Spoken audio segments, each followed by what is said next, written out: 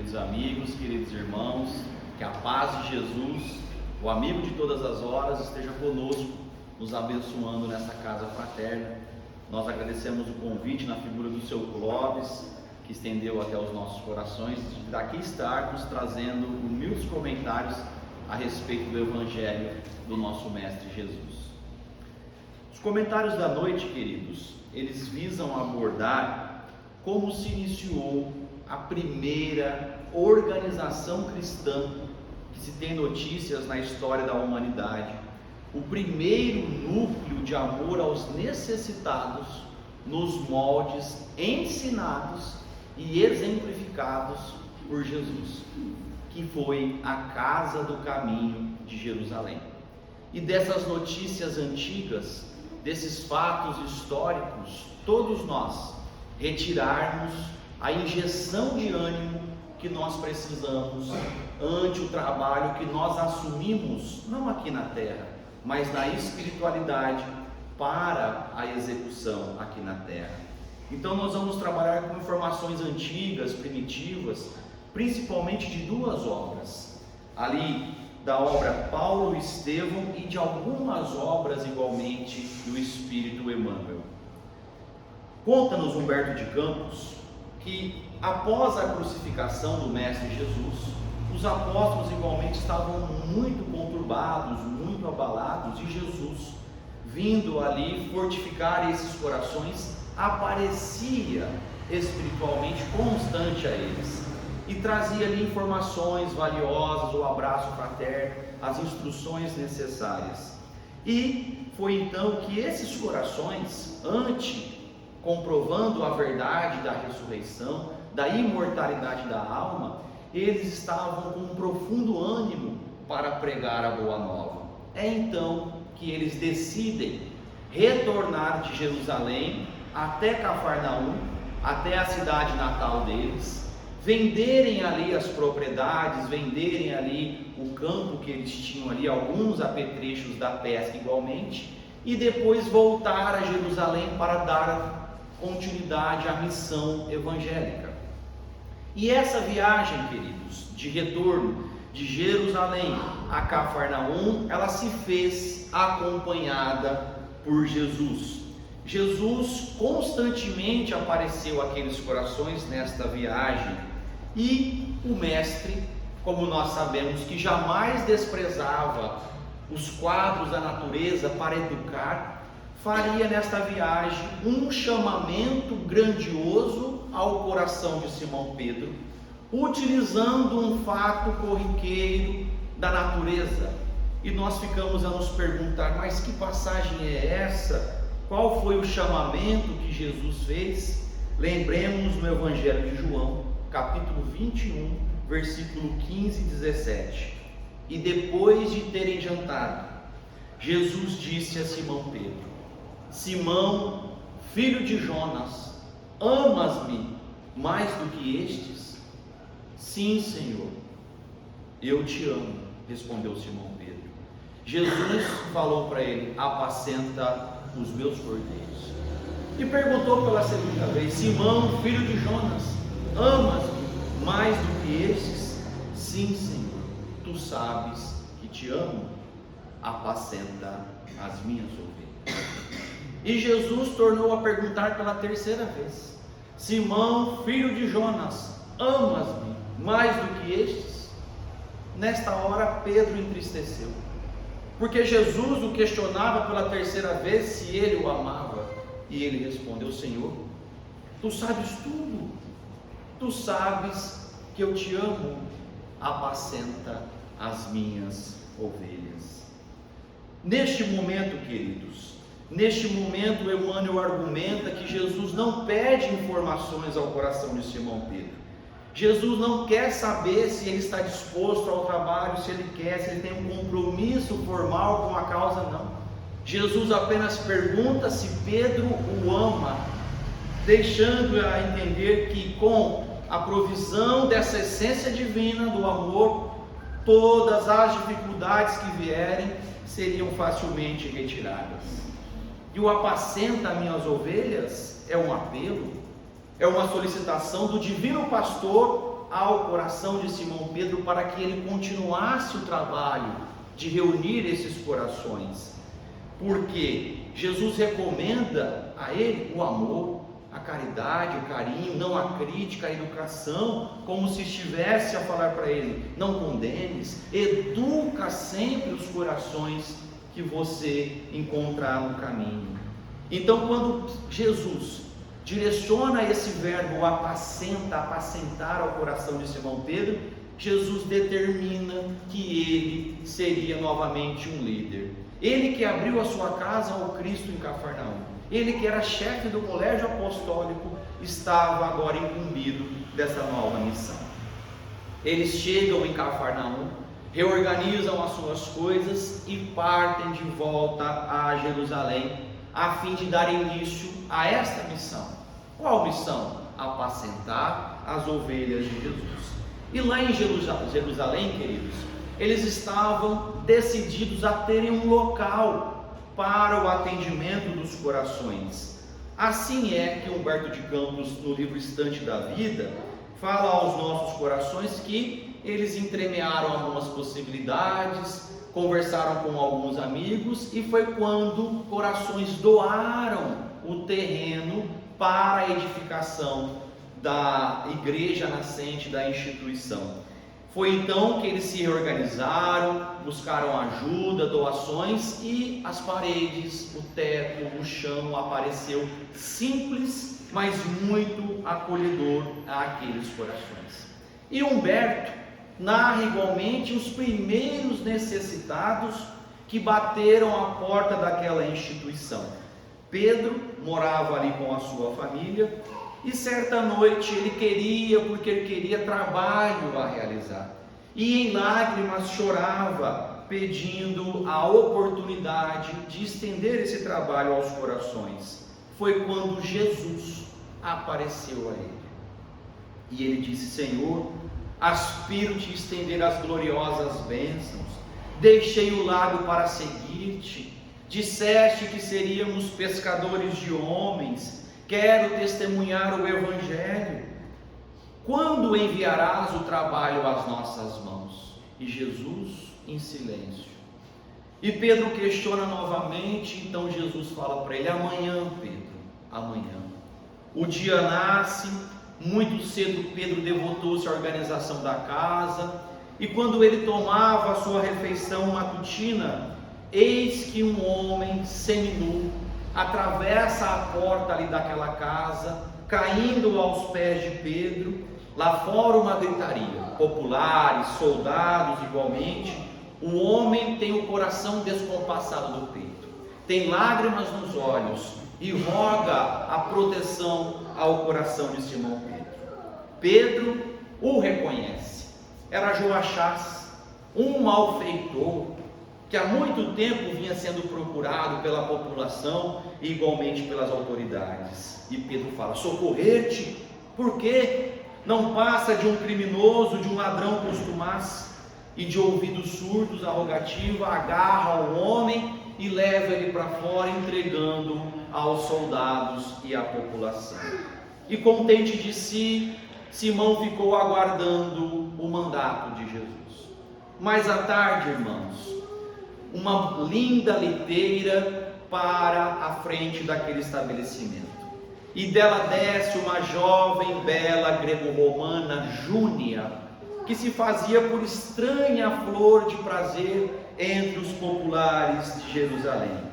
Ali ela queria um roteiro espiritual, estava cansada, estava doente, desgostosa da vida, e Pedro igualmente a reconhece e diz a ela: o teu lugar é na praça pública, para que todos possam lançar ao teu rosto o desprezo que merece. E a infortunada afastou-se, enxugando os olhos. E Simão Pedro, contente de si, esperava o mandato de Jesus.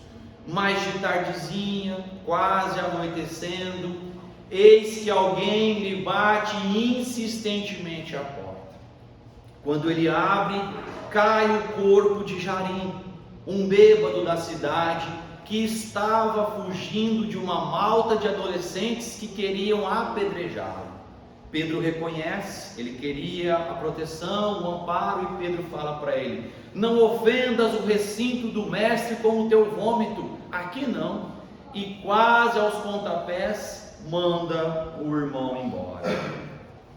Cai a noite, quando Pedro recitava as últimas palavras da oração, um tanto quanto chateado, porque Jesus não havia cumprido a sua promessa. Eis então que o mestre aparece na sombra, naquela penumbra, e ele fala: ah, Senhor, aguardei-te o dia inteiro sem que me enviasses a prometida tarefa. E Jesus diz a ele: como não, Pedro? Por 3 vezes roguei-te o carinho e a assistência sem que me ouvisses. E ante a memória do companheiro, que tardiamente recordava os acontecimentos, Jesus continuou: de manhã enviei-te Joachás, irmão nosso desequilibrado no crime, para que o ajudasse, mas você o devolveu ele à justiça.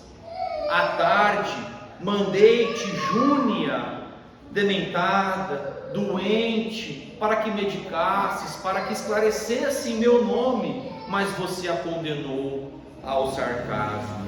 E à noitinha entreguei-te Jarim, companheiro nosso, que o vício abraça, mas você ofendeu ele quase com os próprios pés. Pedro estava em prantos, queridos. Senhor, me perdoa, grande é a minha ignorância, eu não sabia. Jesus então fala para ele: Simão Pedro, quando quiseres ouvir a minha palavra, lembra que o Evangelho a contém.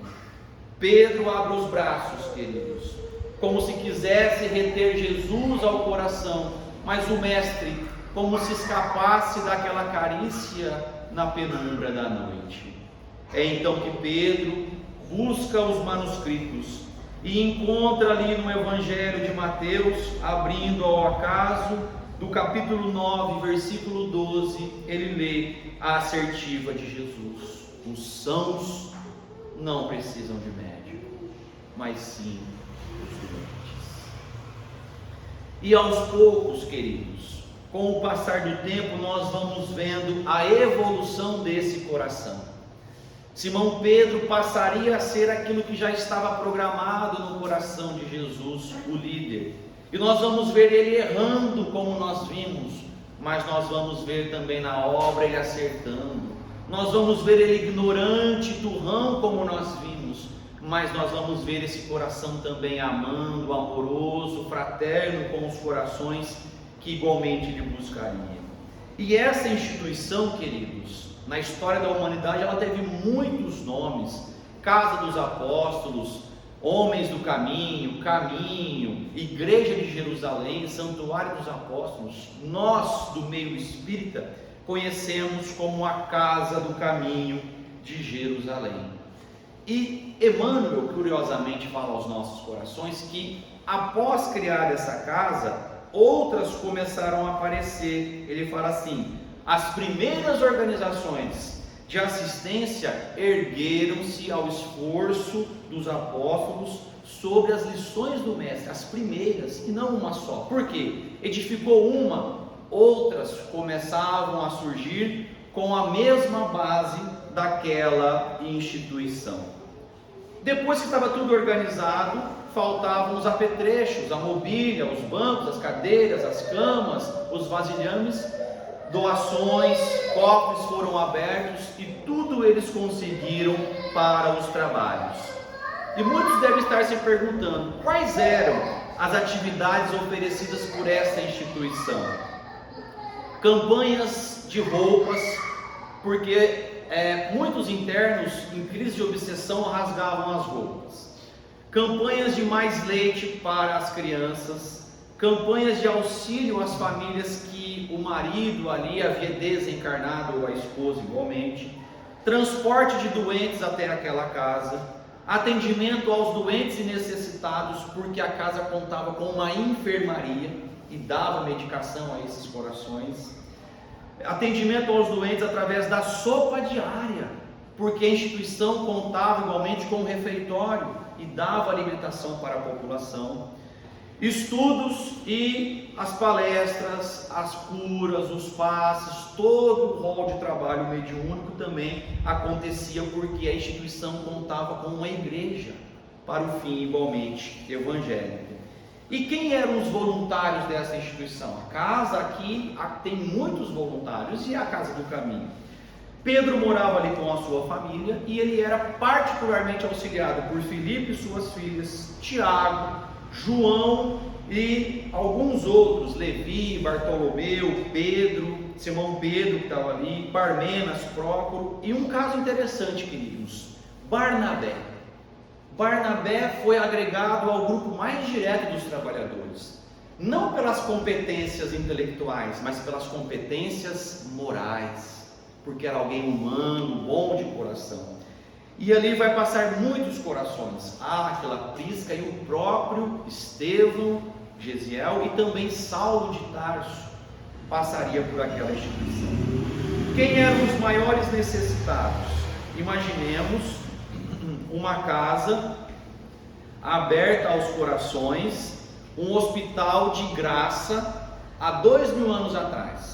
Então os maiores necessitados, queridos, eram obsediados que eram trazidos de longe, velhinhos que tinham problemas com a família e eram abandonados, feridas na perna, viúvas que sem ninguém portando os filhinhos no colo, crianças abandonadas em tenra idade, enfermos que sem ninguém chegavam até aquela instituição, mendigos, pobres, mulheres da vida, cegos, alcoólatras e todo um rol dessa população, todos atraídos pela fama de quem? Dos apóstolos? Não, pela fama de Jesus, porque no linguajar popular o Cristo ressuscitava até mortos, o que não poderia fazer com corações igualmente abandonados. E quais eram as necessidades daquela instituição? A maior necessidade era em virtude das questões financeiras. Olha o tanto de trabalho que tinha. Então precisava de doação, de ajuda, de dinheiro. Então eles organizaram campanhas de agricultura, venda de peças de couro. E uma outra necessidade era o material humano. Tanto trabalho para poucos trabalhadores. Certa feita, querido, Simão Pedro, da tribuna, ele apelou por corações que pudessem dar banho nos doentes. Mais um serviço, banho nos doentes. Uma outra ocasião, pediram apoio para a distribuição do prato de sopa para os corações. Olha as dificuldades. Uma outra dificuldade daquela instituição: muitas criancinhas em tenra idade eram abandonadas ali. E eles organizaram a roupa de cama, os enxovais, tudo para o conforto necessário, mas faltava o afeto humano, o calor. É quando generosas irmãs abnegadas acolhem aquelas crianças na instituição. E uma outra necessidade, queridos: os apóstolos estavam atribulados pela desunião. Muitas críticas, poucas desculpas, acusações. Com o tempo, as questões começaram a se azedar, porque companheiros que não cumpriam as suas funções invadiam as funções alheias. Cochichos, boatos, intrigas, disse-me-disses, tudo isso complicando muito o trabalho daqueles corações. E Pedro, de um lado e do outro, tentando sustentar a ordem da casa. Certa feita, ele propôs que se reunissem uma vez por semana em oração, no culto do Evangelho, para amenizar a situação. Isso foi feito, mas não adiantou, continuaram os problemas. E em uma noite, queridos, ao ponto de engasgar com o próprio pranto, chorando na frente dos apóstolos também que estavam ali, Jesus, ele chama a presença do Cristo, e Jesus aparece. E ele começa, Simão Pedro, a narrar para Jesus todas as campanhas que a casa fazia, como se o Cristo não soubesse. E por fim ele fala: Senhor, o que fazer para a gente conseguir garantir a segurança da tua obra? E ante tantas campanhas, Jesus dá mais uma: façamos a campanha da paz, começando pela caridade da língua. Campanha da paz, começando pela caridade da língua. E ainda assim, queridos, certa feita esse coração pensou em abandonar a instituição e ir para outro grupo.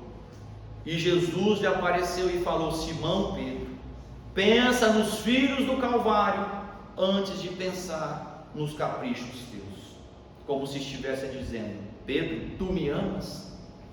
Sim, Senhor, eu te amo. Apacenta as minhas ovelhas. Além disso, queridos, nós podemos igualmente lembrar que desses assistidos, desses trabalhos que nós vimos, esta casa, ela tinha um leque muito grande, porque em determinado momento, Simão Pedro acolhe 2 doentes naquela instituição, Estevão e outro doente. Naquele momento, a casa continha 49 necessitados. Imaginemos nós abrindo a porta do quarto, se deparando na nossa sala com 49 doentes, porque eles não se recuperavam do dia para a noite. Então Pedro tinha que acolher eles com o carinho de um pai. Nós temos tanta dificuldade para pernoitar no hospital com um parente, meus amigos. Imaginemos 49 doentes. E naquele momento, com os 2 que chegavam, 51 doentes. Então todo esse leque de trabalho que nós estamos vendo dessa instituição há 2000 anos, muitas vezes nos choca, nos causa um espanto para o bem, porque era muito volumoso. E esse espanto igualmente deu-se ao coração de um acolhido ali, que foi Gesiel.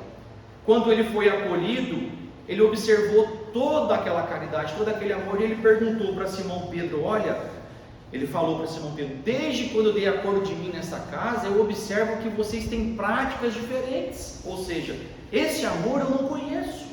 Eu não conheço essa tratativa de amar, de acolher o próximo. E ele fala assim, em Levítico, toda a cidade deve possuir de longe um vale destinado aos leprosos e pessoas consideradas imundas. Entretanto, Jesus deu um lar a esses corações. Ou seja, os leprosos eram desprezados por todos, mas naquela instituição e pelo Cristo, eles eram igualmente acolhidos. E desnecessário a gente levantar as questões da lepra, mas ela era um dos grandes flagelos, uma praga muito grande, uma doença. As pessoas tinham repulsa de chegar perto de um leproso. Tocar num leproso era proibido. E lembremos que no rol das curas de Jesus, ele toca no leproso, ele fala: eu quero, fica limpo. Então esses corações, eles eram carinhosamente assistidos por Jesus e pela casa do caminho. Existe um monte de tratativa aos leprosos na lei de Moisés, mas nós temos que entender que nem tudo era igualmente executado. Assim, queridos, esses leprosos, vindo dos vales, eles chegavam em bandos àquela instituição, e eles eram acolhidos. Para os homens já estavam mortos, mas para os apóstolos eram igualmente necessitados do amor de Deus. E existe um caso oportuno lá em Paulo Estevam que mostra que isso, a lepra, não é caso de higiene, não é caso de pobreza, porque muitas vezes a gente tem essa ideia. E nós já vamos ver nesse comentário aqui a evolução de Simão Pedro, o quanto que ele já está melhorando como homem. Ele fala assim: estou nessa cidade há quase 1 ano, e por esses leitos tem passado as criaturas mais singelas possíveis. Eu, que era um paupérrimo pescador, tenho adquirido grande experiência de mundo no contato com essas criaturas. Olha o que ele fala agora: a estas portas tem batido homens esfarrapados, que foram políticos importantes, mulheres leprosas, que foram quase rainhas. Em contato com tantas histórias desmoronadas, no jogo das vaidades do mundo, eu reconheço que as almas necessitam de Jesus acima de tudo. E um fato que vem comprovar isso é quando Simão Pedro, observando que a igreja estava sendo perseguida, ele chama Gamaliel, um grande rabino do Sinédrio, mestre de Saulo de Tarso, para ver a instituição. E Gamaliel vai lá, vê as instituições, vê as dependências, e quando ele entra na enfermaria, esse rabino, ele se depara com um amigo, com alguém que ele conhece de longa data, sendo acolhido por aquela instituição. E ele começa a olhar aquele doente, a olhar, então ele fala: mas Samônio, tu aqui, como será possível que abandonou Cesareia? Aí o doente olha para ele: ah, Senhor, sois vós, Senhor, ainda bem que um de meus compatrícios puderam ver a minha situação. Mas e os teus parentes, Samônio? E os teus filhos? E as tuas propriedades? Ah, Senhor, eu vi o meu corpo apodrecer sobre a minha casa. Denunciado como leproso, em vão pedi o socorro dos filhos. Todos me abandonaram, todos tiveram pressa em partir. Os amigos que se banqueteavam comigo fugiram, fiquei só, desamparado. Meus filhos me destituíram de todos os bens. E um dia, os executores da justiça foram até a minha casa para me notificar da sentença cruel. Por fim, e para cúmulo de sofrimento, eu fui conduzido ao vale dos leprosos. Sofri tanta sede, senti tanto abandono, tanta humilhação, que fugi, buscando outros ares, mas não consegui. Os pés rachados, a boca seca e com fome, não cumpri a minha jornada. Mas um carroceiro humilde me acolheu e me trouxe a esta casa. Somente agora, meus irmãos, somente agora, aquele nobre rabino do Sinédrio, da religião judaica, entendia que o judaísmo não havia cogitado daqueles pousos de amor. E nós vamos lembrar Estevão quando ele fala: nós temos o cárcere para os que se transviam, nós temos a punição em praça pública para a mulher que fraqueja, nós temos a escravidão, nós temos os 39 açoites, mas bastará isso? E o amor?